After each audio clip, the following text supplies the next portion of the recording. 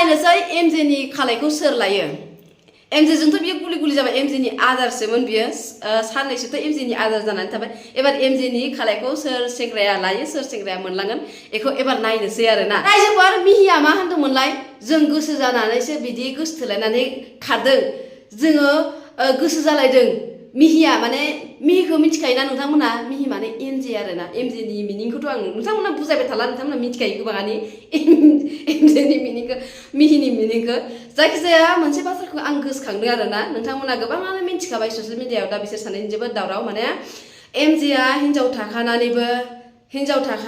गथ' थाखानानैबो सासे गोरलै सिख्लाजोंहाय लाइन लानानै बेखौ लाबथिं बेरायोमोन अपेन एकदम जेनेबा गाव सेंग्रासो बिदि सानोमोन खोमा आरोना बियो ओमफ्राय सिख्लायाबो बुंदोंमोन दै ओइयाव माबायाव पस्टनि गेजेरजों जों गोसो जालायनासो खारदों जोङो माने रावबो नागिरनाङा बिसोरखौ आरोना रावबो जेबो खालामनाङा गोसो मिलायनानैसो मानो होनबा एमजेना न'आव दं बिमा बिफा दं आरो मा होनो सम्पति दङ बेखौ नेग्रा रावबो गैया बिनि थाखायसो आं बेजों गोरोबनानै हाबा जानो नागिरदों होननानै हिन्जावा बुंदोंमोन आरो जाम्बि हिन्जाव दं बेना गथ' दङ मिथिगौना साख्रि मावो बिनि हिन्जावा माबा मोनसे प्रब्लेमनि थाखाय बियो जेनेबा बै बिदिनो उसुबिदानि थाखायनो बियो बिनि न'आव फैनानै थाफैनो हायाखै बिनि सम्पतिखौ लब जानानैनो बा गारि गुरा नुबायना आरो लोगोसे इउटुबार आरो लोगोसे मा होनो पार्टियाव बेरायग्रा फेमास मानसि इनि थाखायनो बेजों बारसोमथारदोंमोनलाय नैबे जाम्बियाबो आयै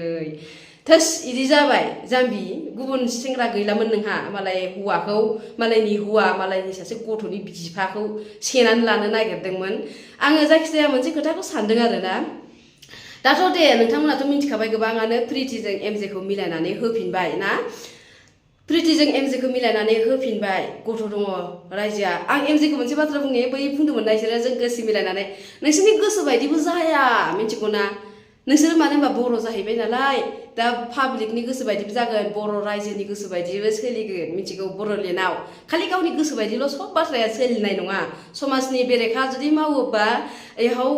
बैयो गामिनि रायजो राजाफोरा डिसिसन लागोन मिथिबायना जायखिजाया जि खामानिखौ मावदों रायजोआ जोबोद मोजां मावदों आरोना सासे गथ' सासे हिन्जावा आलाय सिलाय जागौमोन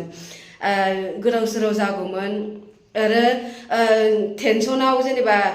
टेनसनावनो गथ'नि थाखाय मा खालामनो मा खालामा सासे बिमायाबो हारसिं बे गथ'खौ फेदेरलांनो हाया जोबोद मोजां जादों आरोना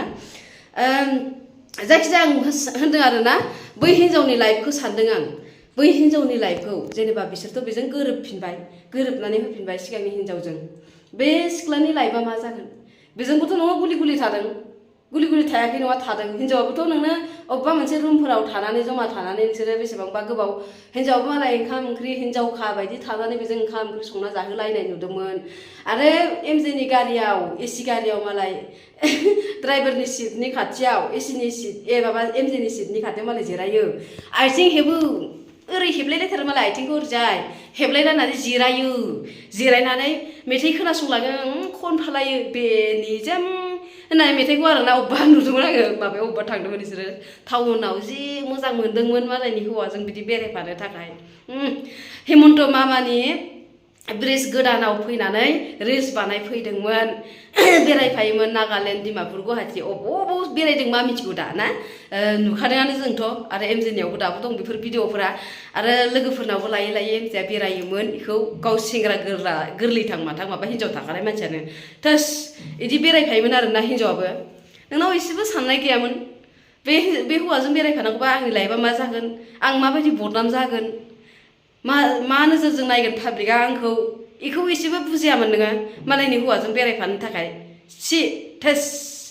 आसरित मोनबाय थायोमोन आं इनि एमजेनि माबा एक्सन लायोखोबो आरोना भिडिअफोरखौ नुनानै बा माइबारियावबो रिल्स लाहैलायोमोन हिन्जावा जेराव थाङो माने थाफायोमोन आरो मा जेन बेयो बिनिसो हिन्जाव जेराव थाङो थाफायोमोन जेन बियो बिनिसो हिन्जावखा आरो हौवायाबो जेन बियो गावनिनो हिन्जावखा बिदि लानानै बेरायोमोन आरोना बेखौ बिदि अपेन बेरायनो हायो मालाय माबानायखौ हिन्जाव गोनांखा हौवाजों आरो बिदि बेरायनो होगोन पाब्लिकआ हिन्जाव जानला मानला लाइफफोरा हिन्जाव मानसिनि लाइफआ जानला मानला सानदों बेफोरबायदि सासे हिन्जावखौ बोखानानै गुबुन हिन्जावजों बेफोरबायदि बेरायफानो होगोन मासि जाम्बि नोंलाय सिख्ला मानसि जालायनानै गुबुन हौवा गैलामोन नोंनाव बेफोरबायदि खालामनो थाखाय खायफा सिख्लाफोरा साला गथ' थाखानाय मिथिया एसे थाखा फैसा बायदिसिना नुबानो बेजों खिथु खिथु खारफायो बोरै मोन्दों जायखिजाया बे हिन्जावनि लाइफखौसो बोरैबा मोन्दों आरोना दा गोरोन्थिखौथ' बियो मावखाबाय हिन्जावा बेजों थाखानानै हौवा हिन्जाव बायदि जालायखाबाय दा बै गुबुन हौवाफ्रा नोंखौ लानानै जेनेबा गुबुन हौवाफ्राबो नोंखौ लायोबा गुबुननि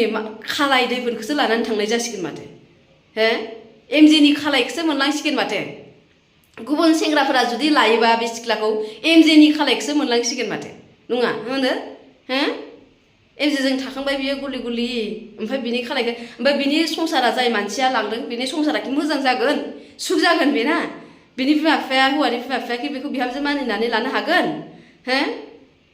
सेस माथो बे हौवायाबो दे गोदान गोदान समाव अनगोन ना हौवाया ओमफ्राय बिनि उनाव माथो बै एमजेजों थानाय बाथ्राफोरखौ सेस खन्थाइ होजागोन नोंलाय हा